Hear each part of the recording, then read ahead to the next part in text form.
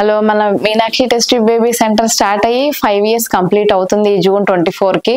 So ఈ 24 June నుండి ఈ జూన్లో ఐవీఎఫ్ చేయించుకునే వాళ్ళకి స్పెషల్ డిస్కౌంట్ ఇవ్వాలని అనుకుంటున్నాను నేను. ప్లస్ మీకు ఐవీఎఫ్ చేయించుకోవడానికి వచ్చినప్పుడు స్కానింగ్, మీ హస్బెండ్ సెమెన్ అనాలిసిస్ 2 ఫ్రీగా చేస్తారు మన సెంటర్లో. ఇది యూటిలైజ్ చేసుకొని హ్యాపీ బేబీతో తీసుకొని వెళ్ళాలని మనస్ఫూర్తిగా కోరుకుంటున్నాను. హలో, నేను doctor Aruna Moparthi, running Meenakshi test tube baby centre, bus stand దగ్గర, గుంటూరులో. Meenakshi test tube baby centre is a place where we speak everything and anything about women's health.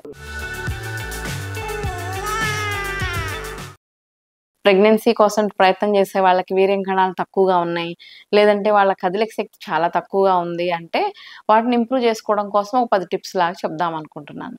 మెయిన్గా అసలు వీర్యం కణాలు తగ్గడానికి బేసికల్లీ మూడు ఫ్యాక్టర్స్గా డివైడ్ చేసుకుంటాము.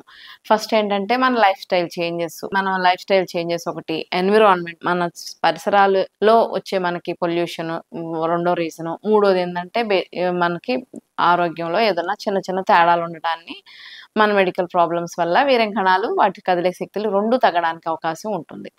లైఫ్ స్టైల్ చేంజెస్ అంటే ఏంటంటే బాగా స్మోకింగ్ ఒకటి, ఆల్కహాల్ ఒకటి, ఎక్కువ టైట్ అండర్ గార్మెంట్స్ వేసుకోవటం, టూ మచ్ ఆఫ్ జిమ్ చేయటం చాలామంది చేస్తూ ఉంటారు. ఎక్కువ టూ మచ్ ఆఫ్ జిమ్ చేయటం వల్ల ఆ జిమ్లో వాడే వాళ్ళు బాడీ బిల్డ్ చేసుకోవాలని అనబాలిక్ స్టెరాయిడ్స్ వాడటం వల్ల కూడా హార్మోన్స్ డిస్టర్బెన్స్ వచ్చేస్తుంది. సో ఇవి life style.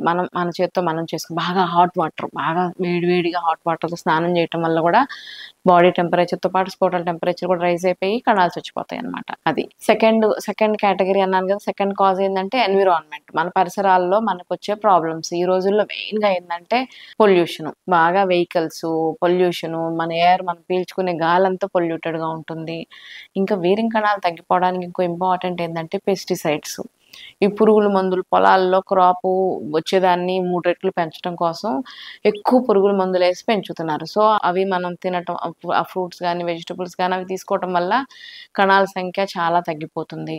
And chemical factories దగ్గర ఉన్న పొల్యూటెడ్ ఏరియాస్, ఇవన్నీ మన పరిసరాలన్నీ డ్యామేజ్ అయిపోతున్నాయి. మన పర్యావరణాన్ని కాపాడుకోండి అని చాలా గవర్నమెంట్ వాళ్ళు మనకు చెప్తూ ఉంటారు. అది కాపాడుకోవటం వల్ల గవర్నమెంట్కి నష్టం కాదు, మనకే నష్టం జరుగుతుంది. ఆ పొల్యూషను, ఆ పెస్టిసైడ్స్, ఆ వాటర్ పొల్యూషను, ఫ్యాక్టరీల నుంచి కెమికల్ పొల్యూషన్, వీటన్నిటి వల్ల కణాలన్నీ తగ్గిపోవడానికి అవకాశం ఉంటుంది.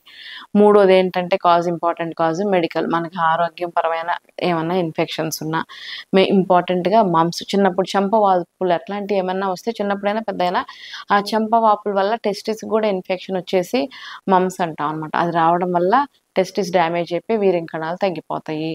ఇంకా ఏమైనా ఆపరేషన్స్ ఎప్పుడన్నా వరి బీజాల ఆపరేషన్ కానీ, లేకపోతే రక్తనాళాల హైడ్రోసిల్ ఆపరేషన్, లేకుంటే ఏమైనా వ్యారికోసిల్ రక్తనాళాలు ఉబ్బు ఉండటం వల్ల చేసే ఆపరేషన్ కానీ, ఎప్పుడన్నా చిన్నప్పుడు తెలియకుండా హెర్నియా ఆపరేషన్, లేకపోతే చిన్నప్పుడు ఏమన్నా మనకు తెలియకుండానే టెస్టిస్ మీద ఏమైనా ఆపరేషన్, ఆ జెనైటల్ ఏరియాలో ఏమైనా ఆపరేషన్ చేస్తున్నా కూడా వీర్యం కణాలు తగ్గిపోతాయి. కొన్ని మెడిసిన్స్ లైక్ ఇందాక చెప్పాను కదా, అనబాలిక్ స్టెరాయిడ్స్ ఇస్తారు బాడీ బిల్డ్ చేసుకునే వాళ్ళు. ఆ స్టెరాయిడ్స్ వల్ల కూడా కణాలు తగ్గిపోతాయి. కొన్ని సైకియాట్రీ మందులు వాడతారు కదా, డిప్రెషన్ దేనికన్నా మందులు వాడే వాళ్ళకి కూడా వీర్యం కణాలు తగ్గిపోతాయి. ఇంకొకటి ఏంటంటే ఎక్కడన్నా క్యాన్సర్ ట్యూమర్లు ఏమైనా వచ్చి ఉంటే ఆ క్యాన్సర్ కి బాడీలో ఎక్కడున్నా కూడా క్యాన్సర్ కి కీమోథెరపీ, రేడియేషన్ థెరపీ ఏదైనా ఇచ్చినా కూడా వీర్యం కణాల మీద అది డ్యామేజ్ అయిపోతుంది. అవ్వకుండా వీర్యం కణాలు ఉండవన్నమాట. సో అలాంటప్పుడు ముందే ఫ్రీజింగ్ చేసుకోవాలని నేను ముందు వీడియోలో చెప్పాను. అవి కాకుండా ఇంకా జెనెటికల్ గానీ ఏదైనా ప్రాబ్లం, మైక్రో డిలీషన్స్ కానీ, ఇంకా ఏమైనా క్రోమోజోమల్ అబ్నార్మాలిటీస్ జెనెటికల్ గా ఉంటే కూడా కణాలు తక్కువ ఉంటాయి అనమాట.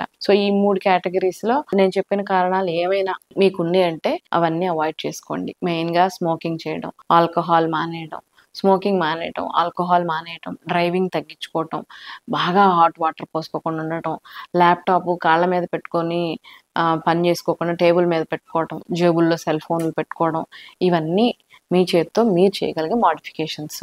సో నేను ఇంకా చెప్పబోయే 10 టిప్స్లో ఏముంటాయంటే, ఇంకా ఇంపార్టెంట్ మీరు చేసేది ఎక్సర్సైజెస్. ఒక రోజులో ఒక ½ an hour మినిమం ఎక్సర్సైజ్ చేయటం వల్ల మన బాడీలో ఉన్న టెస్టోస్టెరాన్ హార్మోన్స్ కొంచెం ఇంక్రీజ్ అవుతాయి. అప్పుడు వీర్యం కణాల కెపాసిటీ కూడా బాగా పెరుగుతుంది అనమాట. నెంబర్ 2 ఏంటంటే నిద్ర. 3-4 అవర్స్ నిద్రపోవడం డేంజరస్, 10 గంటలు నిద్రపోవడం ఇంకా డేంజరస్. సో, మనం నిద్రపోయేది ఎప్పుడైనా 6-7 అవర్స్‌కే కట్ చేసుకొని, అది మినిమమ్ ఉండేటట్టు కరెక్ట్‌గా ఎవ్రీడే చేసుకోవటం వల్ల, మన ప్రశాంతంగా పడుకున్న టైంలో హార్మోన్స్ రిలీజ్ అవుతాయి మన బ్రెయిన్‌లో, పిట్యూటరీ గ్లాండ్‌లో నుంచి. ఆ హార్మోన్స్ అన్నీ రెగ్యులర్ అయిపోయి కరెక్ట్‌గా విడుదలవుతాయి. అలా కరెక్ట్‌గా విడుదలవ్వడం వల్ల వీర్యం కణాలు అవన్నీ కూడా చక్కగా పెరుగుతాయన్నమాట. ఆ తర్వాత స్ట్రెస్, బాడీలో స్ట్రెస్ లెవెల్స్ తక్కువ పెట్టుకోవాలి. వర్క్ టెన్షన్ కానీ, ఇంట్లో టెన్షన్ కానీ, ఇంకా వాటెవర్ ఇట్ ఈస్. ఆ స్ట్రెస్ వల్ల కూడా మన బాడీలో అన్ని హార్మోన్స్ అన్నీ ఇంబాలెన్స్ అయిపోతాయి. స్ట్రెస్ తగ్గించుకోవడం కోసం మీకు ఇష్టమైన వాళ్ళతో మాట్లాడుకోవటం, లేకపోతే మ్యూజిక్ వినడమో, మెడిటేషనో, యోగానో, దేవుణ్ణి ప్రార్థించుకోవటం, మీకు ఏది నచ్చితే, ఏది ప్రశాంతంగా ఉందనిపిస్తే అది చేస్తాం వల్ల స్ట్రెస్ లెవెల్స్ తగ్గిపోతాయి. ఇంకా కొన్ని ఫుడ్ సప్లిమెంట్స్ ఉంటాయి. జింక్ అనేది చాలా ముఖ్యం అనమాట. జింకు షెల్ ఫిష్‌లు, ఎగ్గు, వీటిల్లో దొరుకుతుంది. ఆ జింక్ కూడా మన టెస్టోస్టెరాన్ హార్మోన్‌ని కొంచెం ఇంక్రీజ్ చేయటం వల్ల కణాలు ఇంప్రూవ్ అవుతాయి. ఆస్పర్జిక్ యాసిడ్ అని ఒక అమినో యాసిడ్ ఉంటుంది. ఆస్పర్జిక్ అమినో అది 2.7 గ్రామ్స్ పర్ డే తీసుకోవటం వల్ల ఒక 3 మంత్స్ మన కణాలు కౌంటు, మొటిలిటీ 2 ఇంప్రూవ్ అవ్వడానికి అవకాశం ఉంటుంది. అది సప్లిమెంట్ లాగా, మెడికేషన్ లాగా తీసేసుకోవచ్చు. ఇంకొకటి ఏంటంటే వైటమిన్ డి. వైటమిన్ డి కూడా చాలా ఎసెన్షియల్ వైటమిన్. అది ఓన్లీ ఎండలో నుండే వస్తుంది. సో, డైలీ ఏదో ఒక టైంలో ఎస్పెషల్లీ సాయంకాలం పూట ఎండలో ఒక హాఫ్ అన్ అవర్ ఎక్స్‌పోజ్ అవ్వడం వల్ల ఆ వైటమిన్ డి చక్కగా లేడీస్‌కి కూడా వైటమిన్ డి వస్తుంది. వైటమిన్ డి వల్ల వీర్యం కణాలైనా, అండాలైనా కెపాసిటీ బాగా క్వాలిటీ ఇంప్రూవ్ అవుతుంది. ఇంకోటి వైటమిన్ సి. వైటమిన్ సి మనకి ఈ సిట్రస్ ఫ్రూట్స్, నిమ్మకాయ గానీ, ఆరెంజెస్ కానీ వీటిల్లో దొరుకుతుందనమాట. లేకపోతే సప్లిమెంట్ తీసుకోవచ్చు. ఇంకా ఆస్తాజాంతిన్ అని ఒక ఇది ఉంటుంది. Ayurvedic preparation. అది కూడా షాప్స్‌లో దొరుకుతుంది. లేకపోతే మనం ఇచ్చే యాంటీ ఆక్సిడెంట్ టాబ్లెట్స్ ఇస్తాం. యాంటీ ఆక్సిడెంట్ టాబ్లెట్స్ వల్ల కూడా టెస్టోస్టెరాన్ లెవెల్స్ అన్నీ కరెక్ట్ అవుతాయి. ఇప్పుడు నేను చెప్పిన ఈ supplements zinc, vitamin D, vitamin C, vitamin E, calcium, ఈ ఆస్తాజాంతిన్ ఇవన్నీ కలిపి యాంటీ ఆక్సిడెంట్స్‌తో కలిపి మెడికేషన్ వస్తుంది. అదైనా తీసుకున్నా కూడా మీకు చక్కగా ఒక 3 మంత్స్ ఏం తీసుకున్నా కూడా జెంట్స్ మెడికేషన్ తీసుకున్నప్పుడు ఏ మెడిసిన్ తీసుకున్నా ఒక వీర్యం కణం బాడీలో ప్రొడ్యూస్ అయ్యి, పెరిగి, పెద్దదై మెచ్యూర్ అవ్వడానికి 3 నెలలు టైం పడుతుంది. సో, 3 నెలలు తక్కువగా ఏది తీసుకున్నా కూడా ఉపయోగపడదు. ఒక నెల వాడాము, మళ్ళీ మర్చిపోయాము, లేదా మీరు 1 మంత్‌కే ఇచ్చారు, మీ షాప్‌లో లేవని ఇంతే ఇచ్చారు, ఇంకా ఆపేసాము అని చెప్తూ ఉంటారు చాలామంది. సో, అలా చేయడం వల్ల వాడిన 1 మంత్ వేస్ట్ అయిపోతుంది. కణాలు పెరగడానికి టైం సరిపోదనమాట. సో, ఏది కోర్స్ వాడినా కూడా ఒక మినిమమ్ 3 మంత్స్ వాడటం వల్ల మీకు కణాలన్నీ చక్కగా ఇంప్రూవ్ అవుతాయి. వాటి కదలిక శక్తి కూడా ఇంప్రూవ్ అయ్యి ప్రెగ్నెన్సీ ఈజీగా రావడానికి అవకాశం ఉంటుంది. ఓకే.